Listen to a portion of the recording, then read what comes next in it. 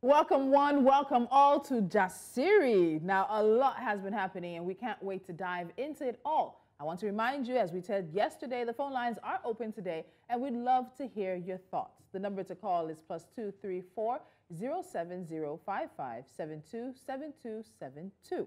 It's fastest fingers today, so get on the phone and start calling. So let's get things started. So yesterday we had a very special guest, Ms. Aduke Gomez, who took us on an exciting history lesson with a twist, especially the history of Lagos, which makes this first conversation a very interesting one.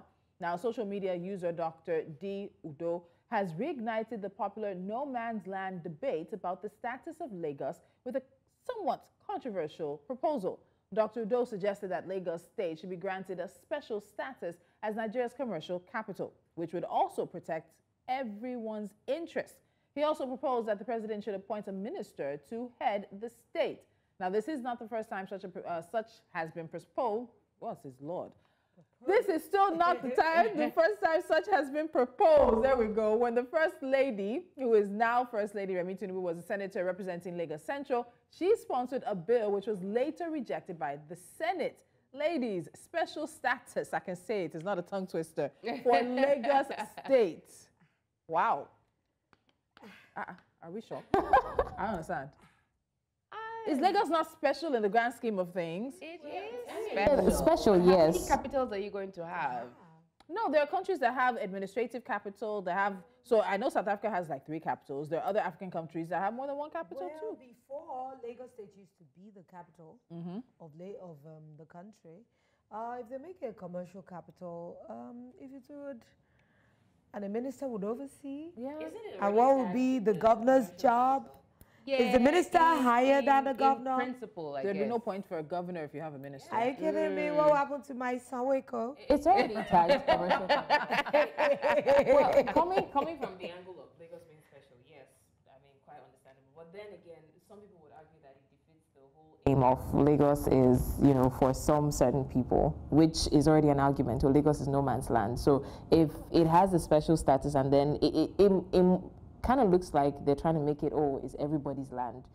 Well, let's see what Dr. Diodo proposed again. If we can just have those details. He's talking about having a special status granted to the state so that it protects the interest of everyone.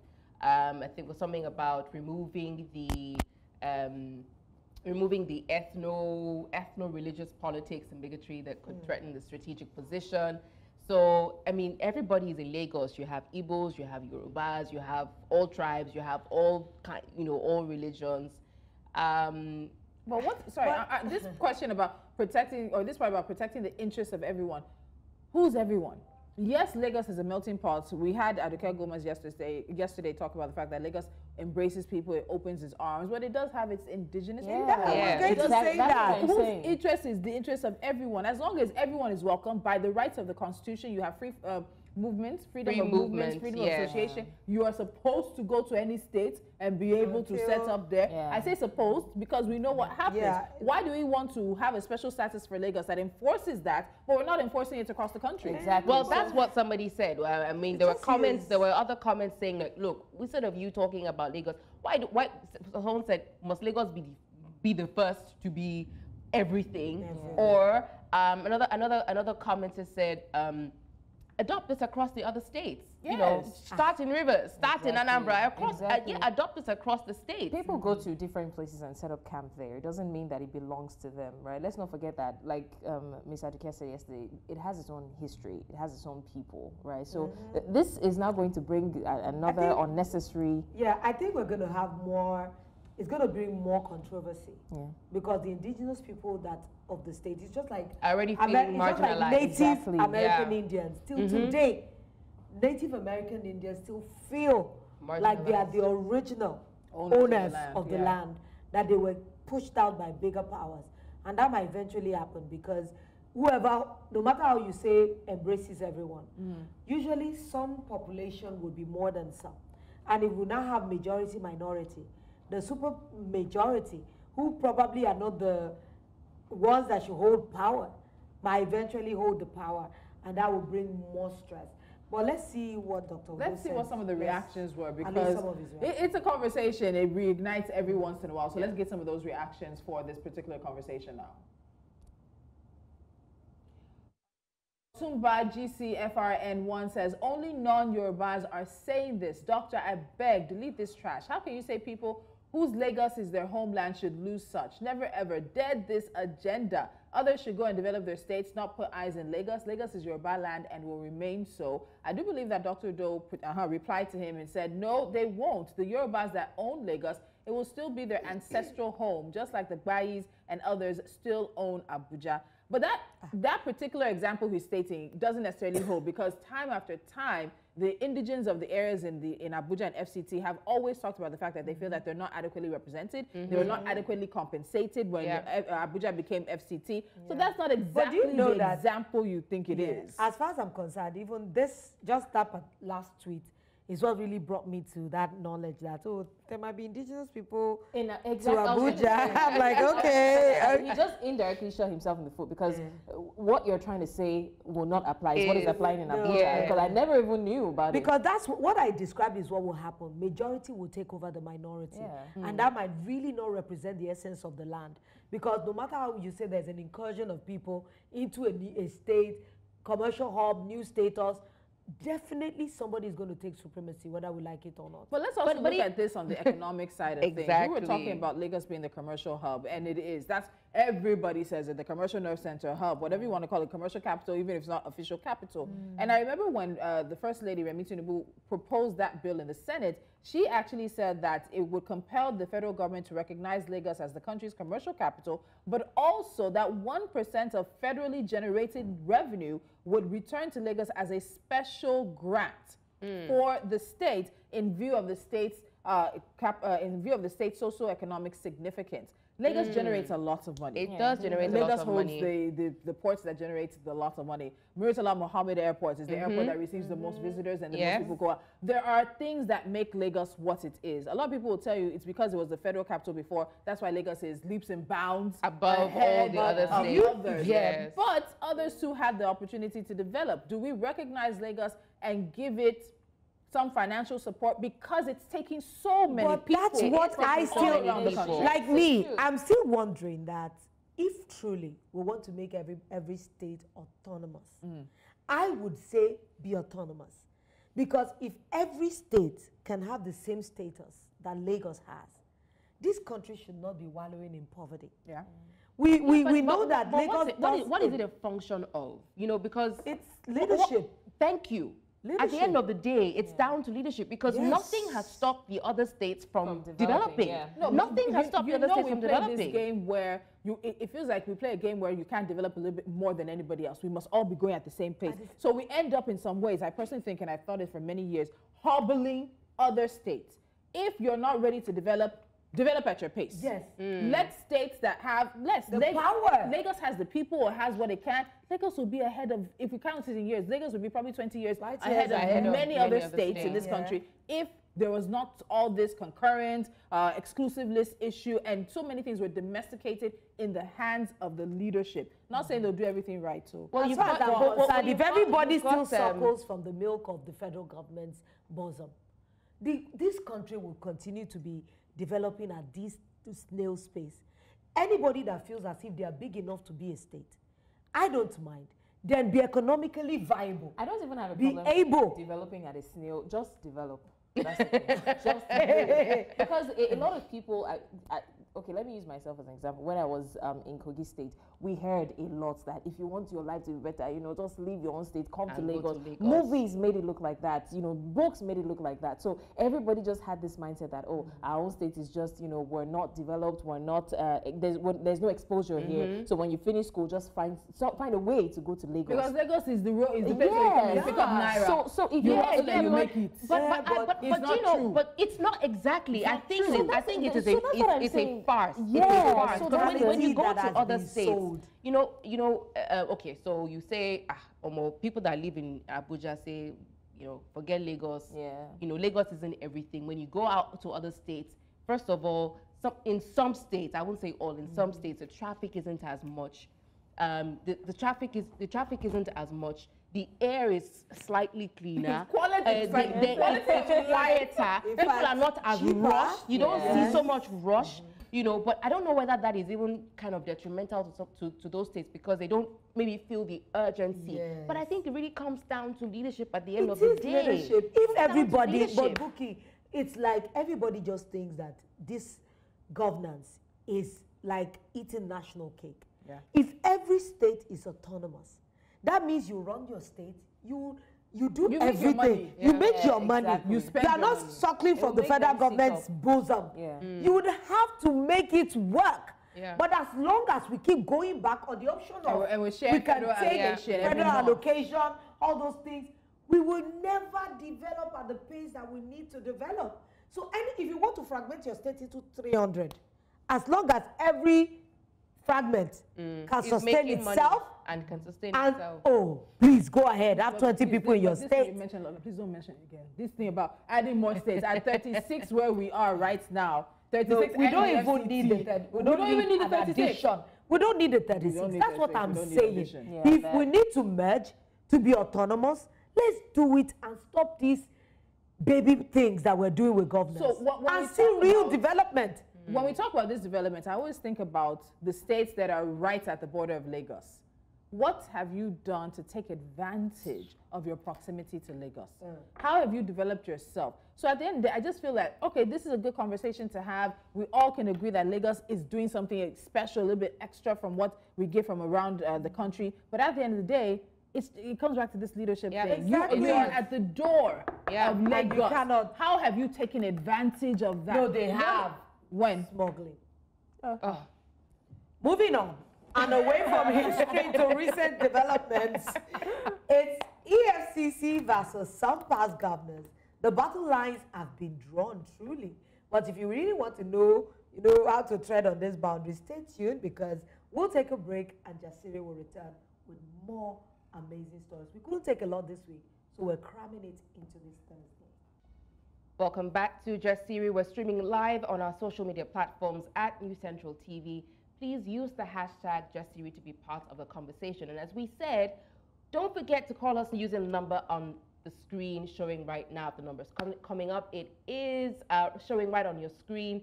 Now, Lolo, you mentioned battle lines being drawn earlier. Well, the EFCC, the Economic and Financial Crimes Commission, has filed fresh charges against the former Central Bank of Nigeria Governor Godwin Emefiele. Emefiele is being accused of approving the printing of 684.5 million naira notes at the cost of 18.96 billion naira and breaking the law with intent to harm the public during his implementation of the naira swap policy under the administration of former President Muhammadu Buhari. Now, these charges add to the ongoing brouhaha surrounding Emefiele's tenure at the CBN, and it raises further questions about the transparency and accountability of Nigeria's monetary policy and the office holders. I want to say that again in case you did not hear me before. He printed or approved the printing of 684.5 million naira at a cost of 18.96 billion naira. How does that make sense, Buki? I'm not a mathematician. It's not one-to-one. Because I know a lot of people ask, it's not one-to-one. We know that. But the cost of printing that just amounts with that. I don't need to be, I'm a lawyer by training. I don't know much about mathing. But it's still mind-boggling. At the cost. And do you know what we went, do you know that right now that naira note is useless? Pretty much. Do you guys pretty much? I don't even see it. Do you see the new naira note? I should even think they should just retire it. And just put it in the middle. Yes, in the middle of something, and you just like to see the green 500, like, okay, it's clean. And even the new naira note already looks like it's been through a lot. Exactly. Yes. Even the naira notes, the new ones, look like we've been through it. Been through a lot. He went through a lot because we were buying it. He did. So it was a very elevated naira. He came to us privileged. No, he had to because they printed with a cost that is staggering. And so you remember that was the time we were paying to buy our own money. Yes. Yeah. It was such a hard time for us as Nigerians. We were preparing for an election. We were buying naira notes. Food had already inflation was coming. Food was I will have it was a question. a tough time. I don't know, but I have a question, and I'm just wondering: did he act alone? Do you know, I was just going to say, I literally was going to say, someone explain to me like I'm 5 because I feel like I am. Did he act What is that alone? autonomy that makes him have the audacity to do that? So what? Because there are conspiracy theories about this thing. Did he act alone? I doubt if you could can. he really have just come out and say, yes, let's go ahead? I doubt if you can And then they just now do find that. out. But you know that when you see a figurehead or somebody that is at the top echelon, definitely there are other feeders on the same cadre. So he couldn't have acted alone. Even the there was a president has the board of advisors. at that time. Did we have a president? Yeah, he's the same president. And was he not serving him? Because honestly, went to the CBN for ways and means loans. So the story sounded like asking the story sounded like he did it one day and then we woke up and the president found out, oh my God, he's done this. Oh, let's try and solve the problem. So guys, I want us to come back to what the EFCC has said. Because this story, we all feel it. Every one of us remembers when naira was so scarce. You couldn't have been running a small business. That was the time when a lot of small businesses folded up. People could not get money for essentials in their lives, in their families, hospital situations. People were fainting on the road. It's not a far situation from our mind. But anyway, the EFCC says that they've added a fresh 4-count charge against Emefiele, alleging that he disobeyed the direction of law with intent to cause injury to the public during his implementation of the naira swap policy. There are two things we need to look at there. The direction of the law. There's what the CBN governor has as autonomy. But this particular CBN governor was always accused of not being autonomous. Always, not necessarily that the former president was giving him directions, but he was looking to the former president to the direction to take. But then this thing about saying intent. Intent is the base word for intentional. You're saying that this is a CBN governor who sat in the office, who knew that the decisions he were taking were going to be decisions that would negatively impact it. And these are the decisions that we are still feeling the impact of.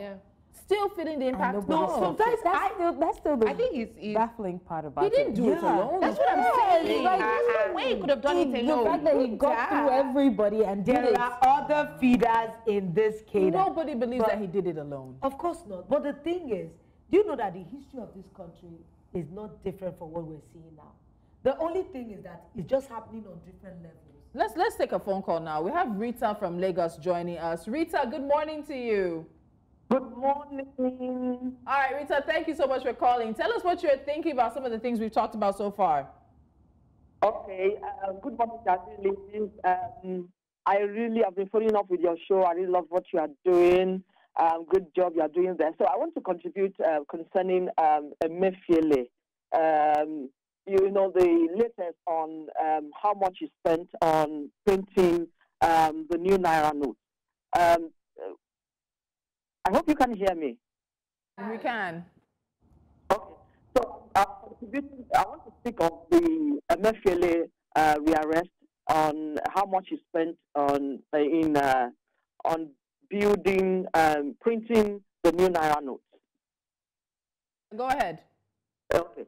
So I think we really need to hold our leaders or public officers accountable for the wrongdoings they do. So how can you spend so much money to print? How can you spend billions to print millions? I think we should really start holding our leaders, our public accountable for what they do. Absolutely, we agree with you. Thank you so much, Rita. Thank you. And so that's a lot because people are talking. So we're going to talk about Yahaya Bello after this because the EFCC is just he's like a David right now taking on people. But let's not also forget that they've also accused him of unlawfully approving the withdrawal of 124.8 billion from the Consolidated Revenue Fund of the Federation. That was the part of the previous counts against him, Abi. The previous. One person. But the thing is, you see, every time we have somebody that is in a key position like CBN, and we have, who is after him? Deputy CBN. That means we're looking at Deputy CBN, but we have like the Senate. He's at a level that on an organization. The organogram. He's not at level with the president of the Senate, but he's a person who stands alone in autonomy and slightly at that. He's at a very high level. I think. If you are giving somebody that much autonomy and he doesn't have credibility, and accountability, we are in serious trouble. But he didn't come into being CBN governor with a lack of credibility. So I was going to say, yes. He came with the money that rushed him. Say that the credibility is not the thing. Everybody's credibility can change, let's be honest. But that thing about accountability, being autonomous at that level, not having anybody, because I am anybody to hold you. Yes, I'm honestly still baffled at the fact that, you know, we just piped down and waited for him to do what he had to do, and they were like, okay, now attack, strike, you know. It just doesn't make any sense. So but the credibility is not the problem, right? Even if you don't have credibility, someone has to hold you. I know one of the things that surprised me, you know, at the height of I was going to say at the height of the pandemic, at the height of the the courts, you know, the court said something. And CBN just acted like, and he just acted like he didn't hear it. Which court? Let's go with, you have to specify. Which court said something? The Supreme Court said something. The Supreme Court, thank you. No, yes. God, Do you know what I'm saying? And it was like, what is, it was like, how does somebody just hold so much, like, this country, we are suffering for lack of accountability. Yes, Bobrisky is in jail. And the fact that everybody has gotten away with so many things. There are so many cases that on corruption that none of them have seen conclusion. Yes. We're still chasing the former oil, what's that lady's name? Cancer. You see, as long as there are a lot of open cases that haven't seen shot, yes, the confidence of people, the bravado to continue to do it because they know that what's going to happen really. So that accountability does not just boil down to let me complicate the matters now, because we keep asking about who the CBN governor is accountable to. And by the decree that established the Central Bank of Nigeria and gave him his powers, he's actually directly responsible in some measure, because again, there's supposed to be autonomy, aside from the president, because he's a presidential nominee. But aside from that, the Minister of Finance, with respect to supervision and control of bank and other financial institutions, that's also, so even though those are supposed to be separate, monetary and fiscal, you don't want, they should be in alignment, but they're not necessarily answerable to each other. But there are a circle of people who should be sitting down on Nigeria's economic affairs. Of and course. they need to be facing, everybody's facing the same direction. A country that has no vision. Honestly, you see, there are some simple economic... It's not a country that doesn't have vision. It's the people in leadership that don't have vision. They don't understand the vision. No, maybe their vision is only for their personal interest. I was going to say, they have vision that we don't have. That we don't have. Exactly. And then the fact that we do not, there's no accountability. Those who are going to, yes. Okay, let me just quickly chip in the next story, because it's still in line with this same credibility, accountability thing we're talking about. And the EFCC is still blowing hot. So still talking about EFCC versus individuals, there have been new developments in the Yahaya Bello case, which is embarrassing for me, indicating that Yahaya Bello allegedly transferred $720,000 from state coffers to pay for his child's school fees. Now, these new allegations add fuel to the fire, intensifying public scrutiny and raising concerns about Bello's financial conduct during his tenure as governor. Now, Abdurrashid Bauer, who is the chairman of the EFCC, made a very bold statement, which I really love, and I hope that he follows up with it, declaring that he would resign from his position if the former governor of Kogi State, Yahaya Bello, is not prosecuted for corruption allegations. But I like what he did there. You know his terminology. Prosecuted and convicted are two things. He can tell you that we prosecute him, but I'm not the one who's going to convict him. I'm not the one who's going to convict. So you should tell us you will resign if he is convicted. Two different things. Me, honestly, the day that I would rejoice is when I begin to see a shortening of a lot of financial crimes cases where people actually get what is due to them. Imagine if 20 people are in jail, that unbelievable people. Maybe people will just start curbing. Because this menace that we're talking about on this beautiful table, sure you know that we're teaching that this culture is going down. A lot of young people, when you see them, the aspiration to go into government is just about... Is to blow. I want to blow. Yeah. And yes, that's corruption now. Yeah. Or lack of accountability and just living. I want to speak English like laissez-faire. It's laissez-faire. Yes. Life is already getting to our young people. They want to make money, but they don't want to work for it. They don't want to be accountable to anybody. Why should they? Why should they? Because the people in government are showing them that there's no accountability. There's no need for it. That is why people just think they can do anything and get away with anything because people have gotten away with anything. So I think we have a history of glamorizing theft, especially among the elite. We have a history of glamorizing the people because I can't remember who this person was now. The name is at the tip of my tongue, but his name starts with a B. When he was released from prison and he was celebrated coming out from prison, this was years ago. He had stolen some money. I can't remember the name, but well, there's even a more recent one that happened. Let's not even go too far. Hush Puppy is somebody's. There was one model. Just a few months ago who I think was this Super Cop or some. See, we have examples. What I'm saying, the point is that we have a history of glamorizing theft. Yes. And as long as we do not have those, as you said, closed judgments, we do not have, because these cases are blown out of proportion.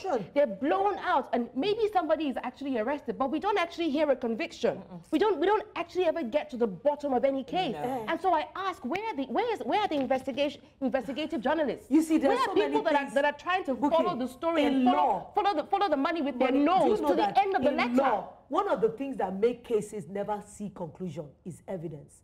Because what is needed before the judges are not there to see. They cannot just be emotional about a sensational story. There has to be evidence. When there are no evidences, no paper trail, nothing to hold anybody by. So it's not because the courts are just wicked or they don't want to do something. You see police people that you are talking about that even little minor cases, you are looking for the case file. But now that we should be computerizing everything, there should be a department that everything that enters, once you just type, you find it. You can't, even if you can't find the physical file, the one digital file is there. No, we're investing more in exotic cars. No, but nobody needs to hear that. The government feels like nobody needs to hear that. Yes. But the thing is, you know, there's a group that came out last week to tell the EFCC to leave Yahaya Bello alone. That why are they picking on him? Is it just him? Did you see the ridiculous kids have been sitting on social media? One guy that carried a pot. They have been doing rituals. Because of course, he has absconded now. But there's also even an update on from the court situation. I think Lolo has that. So there have been some surprising twists and turns in the case recently. Bello wasn't going down without a fight. He obtained an interim injunction from the Kogi State High Court restraining the EFCC from inviting, arresting, or prosecuting him over the subject matter. The EFCC filed an appeal to set aside the interim order, but they withdrew the filing at the Court of Appeal in Abuja. And this withdrawal means that the EFCC effectively conceded to the court's decision and ceased its pursuit of Bello's prosecution in this case. But then we're now seeing the EFCC chairman saying we will not stop until he's prosecuted, and then going out in the media. Because look, this is not a media case. It's not a media trial. But we always do sensationalism of cases here. Do you know what? Because there are some sensitive cases that we're not even supposed to put in the public. But let's not also forget that justice also needs to be seen to be done. Yes, that's the problem. Yeah. We don't see all of these things, all this charade. I don't even want to know what the EFCC is doing. Let's just know that he's been arrested. Let the public know. I don't buy the idea of keeping some things away from the public. People deserve to know what's happening. Fine, the EFCC is blowing out. Oh, they are arresting this, arresting that. Oh, it's good. As I'm talking, Ara, talking drama, Ara. She's one of our ardent fans. Thank you so much, Ara. She's talking. She said, "Hello, ladies. It's been a while. But you see, in the former days, all these things were minimal." She said religion is one of our major problems. He said, for accountability to be effective, let all office holders swear by Ogun, Ayelala, Amadioha. He said because the Bible swearing is not... It's no longer effective. The Bible, you know that swearing. All these people that we're talking about, they actually do believe in this, our ancestral gods. They fear it. And there have been many allegedly that some of them still go to, kids at that time. Wait, I want us to come back to something. He withdrew over 700 and something thousand to pay for his children's school, to pay for a child's school fees abroad. What did he do for education in Kogi? How much would that money have made a difference to education in Kogi? How many children? How many children does he have? Does he have? Is it like a child's school fees? A child? Yes. This is the child going to have I want to give you, because I'm looking at all his like some of the budget stuff and everything. This is the governor. I'll give you a budget. The 2024 budget was budget of consolidation and continuity for inclusive growth. Every budget has a name. Budget of consolidation. Then 2020, it wasn't him in 20. Budget 2020 budget of prosperity. Then you had the budget of accelerated recovery. 2020 budget of accelerated results. What is the result? What does that even mean? Acronyms are mine. What does that even mean? No, acronyms are nice. They do it in the beginning of the year of no. So what it means is that no, guys, we seem to forget that these guys are selling something to the people who vote for them.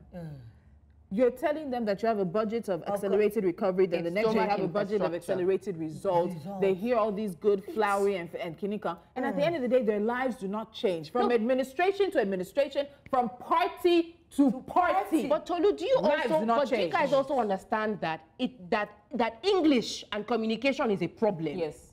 But and the fact and look, if you keep people uneducated, you can control them. Of course, we know that that's what it's down to at the end of the day. It's a weapon. As long as people cannot speak up, even some of these things that we're seeing high-ranking officials, even we talking about it, don't you know that's progress? Because a lot of people now are beginning to open their eyes. You know, I like the movement. Whether we like it or not, all this discussion that we're doing is going towards somewhere. If we ever in our lives had one NSAS, it might not have gotten what we desired. But I'm telling you, it's a seed that is growing. No, I do agree. Every country has a Messiah experience where one unknown would arise from the backwood of somewhere and disrupt an entire system. Okay. Who knows, maybe that's where we're going. Let's take another phone call. We have Jonathan from Bega joining us. Jonathan, good morning to you. Good morning. Good morning. Thank you for this awesome topic that we have brought out that everybody is scared to talk about. Celebrity should be treated as common criminal that it is. You cannot transfer $720,000 from the state government account as one transfer to BDC to pay in advance for your child's school fees. Why people are in that state, their children, they're unable to pay their school fees for their kids, people are unable to feed themselves, and one person will take $720,000 from the state coffers. I think the EFCC don't need to do anything like that. Just go pick him up, take him to court, and remand him in Kirikiri prison, or take him to Kuje prison. Leave him there for like 6 months. After the 6 months, his brain will reset. Then from there, we can take the case up back to court. Because what he did is not right in all senses. Thank you.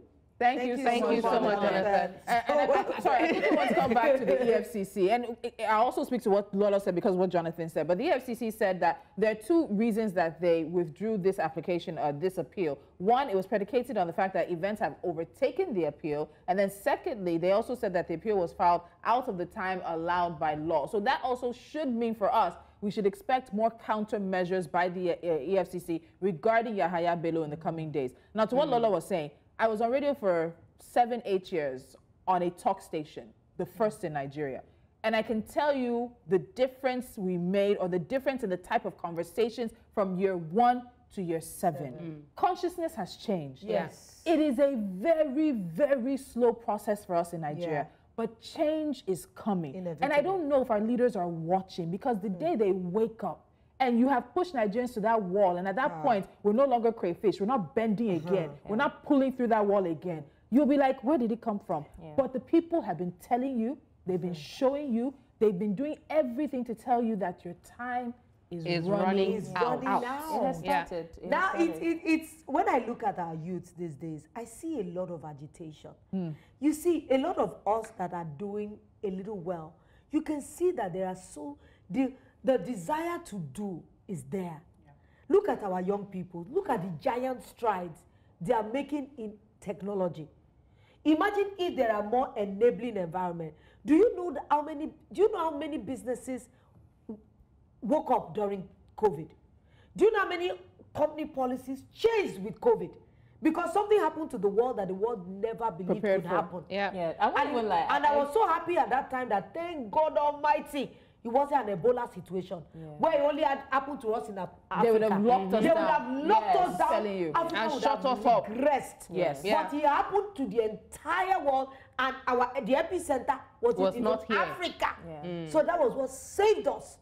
So imagine what is going to happen in the coming years. Let me tell you, so also, unfortunately, we did regress, but we did not regress as much as we would have if it had been here. And then you talk about young people. Yahaya Bello, how old is he? Was he not the youngest, one of the youngest governors ever in this country? When we talk about too young, not too young to run. But I like the fact that the government still sees the lackluster part of the youth, because they say the best kind of surprise is the one that sneaks up on you. The best kind of attack is the one that sneaks up on you. So they don't see it coming. They still feel like, oh, they're distracted. They're not seeing the ones that are ready for change. They're not seeing the fact that a lot of people are ready for change. A lot of people are coming out en masse. Yes, they might be protesting now. You might have the power to shut them down, put out your vans and all of that. But change is coming. Change is coming. We're going to also change things because we need to go for a quick break. It's people versus the educational system when we come back. The bills that the EFCC has had for Emefiele and Yahaya Bello, we're transferring that to the people, and when I say Bas, you say? Boss. I didn't like that. When I say Bas, you say? Boss. Welcome back. The conversations are on and we are still raring to go. Now, our live streams are available on all our social media platforms. Just search for @NewsCentralTV. Use the Jasiri hashtag to be part of the conversation. And now call us as well via the number on the screen. It's coming up there now. Now, on to one of the biggest social stories this week. By now, you must have seen the viral video showing a female student being bullied and slapped by classmates at Lead British International School in Abuja, while others looked on. Very, very painful to watch. Now, the school management responded by launching an investigation into the incident and temporarily shutting down the school to address. I'm watching as I'm reading and I'm disturbed. I'm so sorry. To address the issue. They also released statements assuring parents and the public that appropriate disciplinary action would be taken against those involved in the bullying incident. The bullying incident has raised concerns about the safety and well-being of students in Nigerian schools and brings back the 2022 case involving Dowen College, where a young male student, Sylvester Oromoni, was a victim of bullying and sadly lost his life due to untreated injuries sustained from the physical abuse. So there is a student who recorded this. And if you watch, there is a student recording. I don't know if this person recording that's laughing, but there was somebody laughing while this girl was getting slapped. For you guys to get so comfortable to the point that you are recording physical abuse, you're recording bullying against another student, that tells me that it is something that's accepted in school. It's not new. It's not new. But the thing is, even the recording itself is not new. And where are they getting it from? From the other content that they're consuming from other countries as well. Because bullying in American schools is ridiculous. I mean, British schools is ridiculous. And everybody brings out their phone. It's the same thing. It's the same thing where you have, something is happening to somebody on the road, and people stand and record it. My friend was telling me, was showing me a video. Stepping into help. The guy was convulsing. They were standing over him with phones. Not a single person raised their hand to help. Doing anything like CPR, first aid. That person would die right there, and it will be social media consumable content. Where do we begin to draw the line? In some situations like this one, I'm thankful for the fact that this person recorded and even implicated themselves, because the person recording was laughing. And I followed the story yesterday. This girl was slapped in 3 different locations, like continuously slapped. That first one you saw was the first time they called her in. One person was, and then my irritation is not even anymore with the video, it's with the people, because I saw some comments and I was so upset. People were saying things like, okay, when the girl narrated what happened, of course she didn't tell the whole story, because obviously they were talking about a boy, and probably they had asked her to just leave out the details of the story. And then people were saying, but you people said, if you didn't ask her what she did, this girl is not saying everything. I'm like, even whatever would have happened, would it warrant such? And then a lot of other people were saying, why can't you stand up for yourself? Did you see that she was outnumbered? Yes, what could she have done? The first video, she was trying to react, but the second video, there were about 3 people there laughing. What would she have done? I feel like if she had even if she had done something, they may have hurt her worse than that. So people talk about whether or not bullies are made, because there are some situations. Bullies are supposedly a product of their environment. So is this a bully or any bully that is a product of this environment where you have children in boarding schools? I don't know if anybody has read Lord of the Flies. If you read Lord of the Flies, it is like an ecosystem that unfortunately creates certain types of characters. So you have a child in a boarding school who has maybe is smaller, younger. I didn't go to boarding school here, but the things I've heard, all the things between juniors and seniors and all that. I'm your child. Hold on, Then there's also the home environment, which somebody has also asked. Is this a child that is formed as a bully from home? At the end of the day, I really don't care. I don't buy the idea. No, let me tell you why. But there is a psychological aspect to it. Yes, I understand. But by the time you are slapping, you will still bear the consequences. I know, I'm not. It's not an excuse. I do not even buy the idea. Hold on, guys. It's not an excuse. There's no excuse for it whatsoever. In fact, I wanted to say when we're talking about Yahya Bello issue. Now, when you have a when you have a traffic offense, commit a traffic offense, they will send you for a psychiatric test first. Yes. So perhaps maybe we need to start incorporating it psychiatric I'm sorry, but I do not. I'm not saying it is not an excuse. No, I don't even buy that. But nobody just gets up and becomes like that. No, I do not buy that there's anything psychological. I'm going to tell you why. This story, for example, is replicated across the country. A lot of students said that every time they report to teachers, teachers do nothing. So imagine me going to an environment, I don't intend to, but someone offends me today and I insult them, nothing is done about it. Tomorrow they do something and I slap them, nothing is done about it. Next tomorrow I give them a slap and a blow, nothing is done. Automatically you just have that mindset that you get away with anything and then you become anything you want. But do you know the challenge? But it trickles down. But you know, let me tell you, I know you wouldn't believe. Nothing that this is like a symptom. Do you know what it is? It's a symptom of a bigger problem. What I'm saying that it's not there's a bigger root cause. For the bullying, for the girl, for the society, for the society, there's, and it trickles down, and you're seeing it not just in this aspect. You're seeing it in every single cadre, in every single social strata of life. So that's part of what Blessings is saying. When you're in these situations and nothing is done. You become a type of person.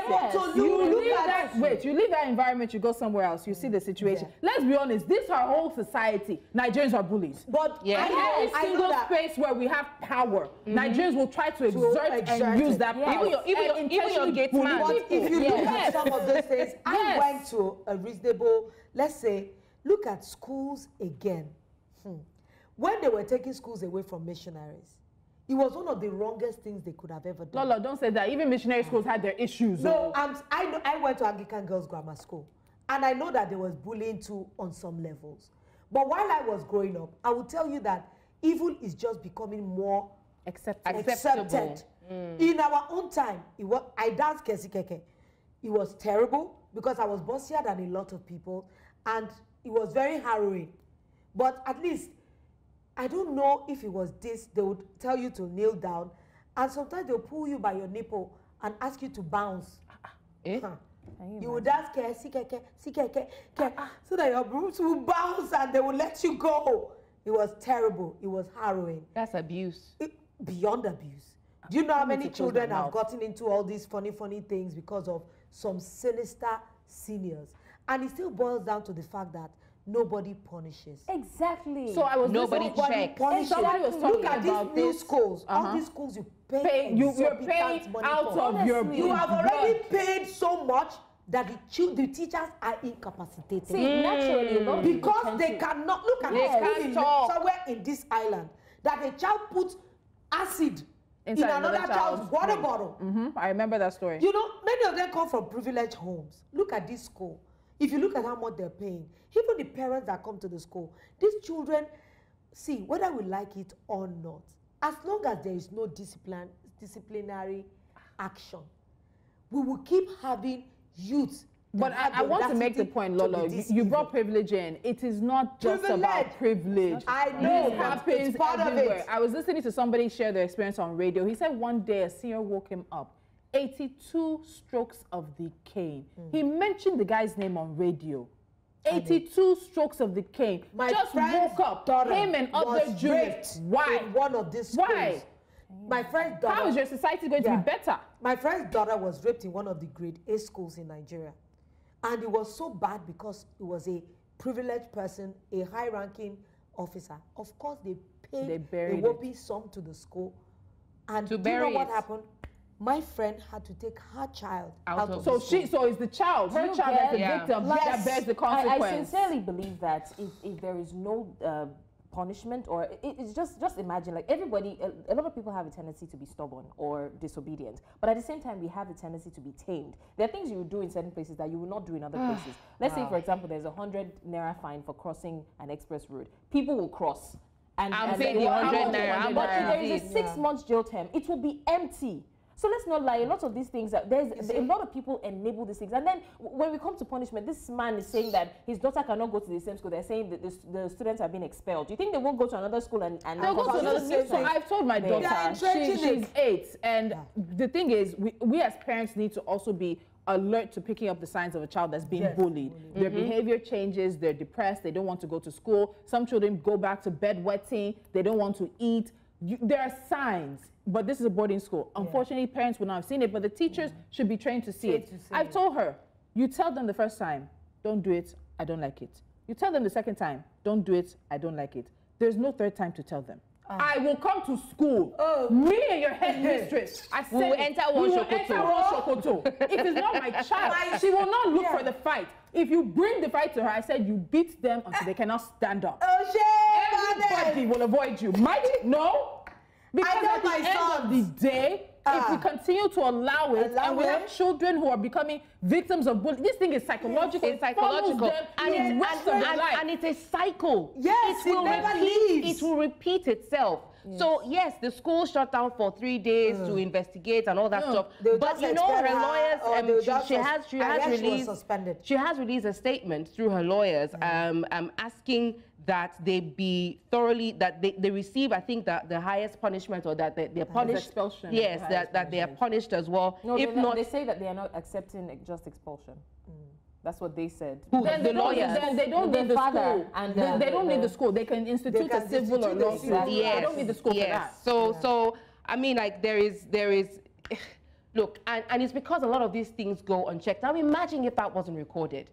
Thank God it was. That child could have imagine died. if it wasn't recorded. That child could have taken her own life. Why do you think suicide is so prevalent around the youth? And you have because they can't tell anyone. This age grade. Like, do you know how she feels when her colleagues look at her? They have killed this child's self-esteem. From the sources, for the students to not be surprised at this, it means that the other girl smiling. And then the video of just look at this girl that now acting as if she feels sorry. They should take this child for psychological evaluation. A lot of people are not buying the perpetrator's apology. People don't want to hear it. Some are saying, no, we should forgive. This is a training. This is an opportunity for her to learn a lesson, for others to learn a lesson. Again, I will say, for her to be comfortable, anybody to be comfortable doing this in front of camera, this is not the first time you did it. And I don't think this is her senior, or I think they're at the same level. So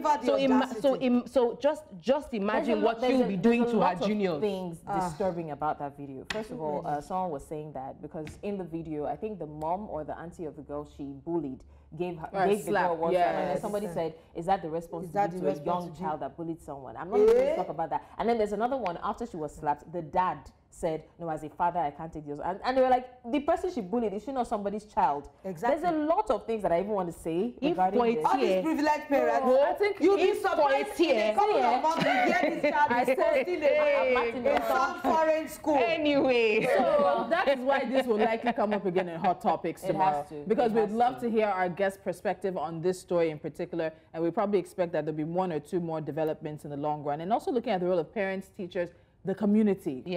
This village, it takes a village to raise a child. We've lost that. But we don't have a village anymore. There's a lot. It's housemates.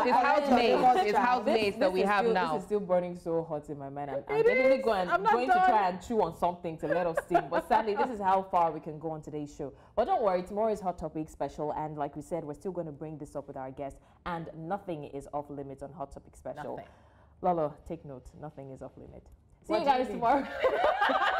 See you guys tomorrow, 10 a.m. West African time. From myself and the ladies and fans, let's do this again. Bye.